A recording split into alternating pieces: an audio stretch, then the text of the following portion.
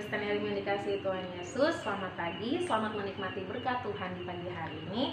Nah, di pagi yang penuh dengan berkat Tuhan ini, kita sama-sama merenungkan kebenaran firman Tuhan sebelum kita memulai aktivitas pembelajaran kita. Jadi, Ibu Eta berharap setiap hari firman yang kamu dengar menuntun kehidupan kamu untuk lebih mengenal kehendak Allah, dan kamu bisa menjadi pelaku-pelaku yang setia dari kebenaran firman Tuhan yang selalu kamu dengar setiap paginya. Nah, firman Tuhan kita pada pagi hari ini terambil dalam kitab 2 Petrus pasal yang ketiga ayatnya yang ke-18. Demikian firman Tuhan. Tetapi bertumbuhlah dalam kasih karunia dan dalam pengenalan akan Tuhan dan juru selamat kita Yesus Kristus.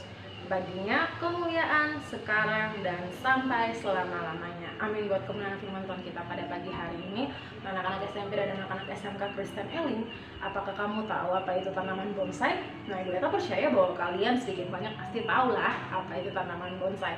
Nah, tanaman bonsai ini adalah tanaman yang sengaja dikerdilkan untuk menjadi tanaman hias atau dipajang di rumah-rumah atau di tempat-tempat tertentu sebagai bentuk hiasan.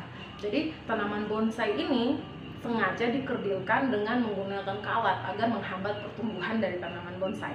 Nah, anak-anak SMP dan anak-anak SMK Kristen Elim, sadar atau tidak, kehidupan kerohanian kita ini sama persis seperti tanaman bonsai. Terkadang kita dipaksa dikerdilkan oleh dosa, pelanggaran, dan hal-hal yang membuat kita menjauh dari kehendak Allah sehingga kita tidak mampu bertumbuh di dalam pengenalan yang benar akan Kristus. Padahal firman Tuhan hari ini dengan jelas mengatakan kepada setiap kita bahwa bertumbuhlah dalam pengenalan yang benar akan Kristus. Nah, apa yang harus kita lakukan agar kita tidak dikerdilkan oleh dosa, pelanggaran, dan hal-hal yang membuat kita menjauh dari Tuhan adalah ketika kita sungguh-sungguh mengarahkan pandangan kita kepada kebenaran firman Tuhan. Nah, ini sebenarnya hal yang gampang-gampang sulit ya, karena biasanya anak-anak remaja, anak-anak sekolah, atau jangankan anak-anak remaja atau anak-anak sekolah ya, setiap orang, setiap manusia terkadang sulit sekali untuk melepaskan diri mereka dari setiap dosa dan pelanggaran yang selalu mereka lakukan setiap harinya.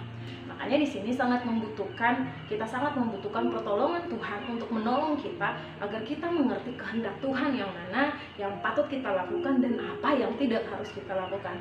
Jadi di sini sangat penting.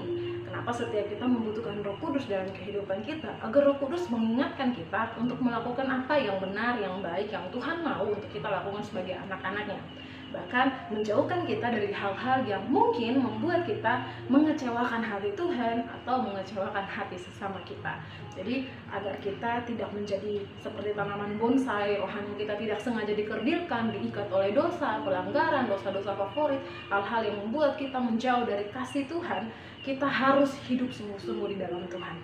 Ini satu-satunya cara yang harus kita lakukan, yang kita miliki untuk membuat kita semakin hari semakin bisa bebas bertumbuh dalam kerohanian yang sehat di hadapan Tuhan.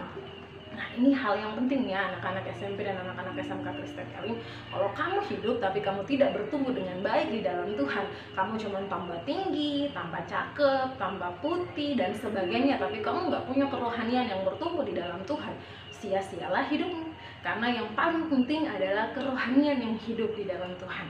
Karena apapun situasi yang kamu hadapi, ketika rohanimu sungguh bertumbuh di dalam Tuhan, ketika kamu mengenal Tuhan dengan benar, kamu melakukan kebenaran firman Tuhan, kamu tidak terikat lagi dengan dosa-dosa favorit yang selalu mengikat kehidupanmu dulu, kamu sudah terlepas dari dosa-dosa demikian, maka kamu bisa bertumbuh dengan baik di dalam Tuhan, dan kamu tentunya pasti diberkati oleh Tuhan. Nah, ini hal yang penting untuk kita pelajari pagi hari ini. Jangan mau jadi seperti tanaman bonsai ya, yang sengaja dikerdilkan oleh dosa dan pelanggaran, tetapi jadilah orang-orang yang merdeka di dalam Tuhan. Karena firman Tuhan katakan bahwa di dalam Kristus kita telah dimerdekakan. Agar kita tetap memegang kemerdekaan itu di dalam Tuhan, kemerdekaan atas dosa, maut, dan segalanya, kita harus hidup sungguh-sungguh bersandar sepenuhnya pada Tuhan. Ini yang menuntun kita untuk mengenal kehendak Allah, memimpin kita masuk ke dalam kebenaran, hidup menjadi berkat dan mempermuliakan nama Tuhan. Nah, itu saja firman Tuhan yang bisa Ibu Eta bagikan bagi kita pada pagi hari ini. Ibu Eta berharap semua anak-anak SMP dan anak-anak SMK Kristen Elim, kalian terus bertumbuh dalam pengenalan yang benar akan Kristus. Jadilah orang-orang yang sungguh-sungguh bertumbuh di dalam kerohanian yang sehat, Jangan mau jadi tanaman bonsai yang sengaja dikerdilkan oleh dosa maupun pelanggaran. Lepaskan setiap hal-hal yang mengikat kamu, yang menghalangi hubunganmu dengan Tuhan, dan hiduplah di dalam perkenanan Tuhan. Amin. Tuhan Yesus memberkati kita semua.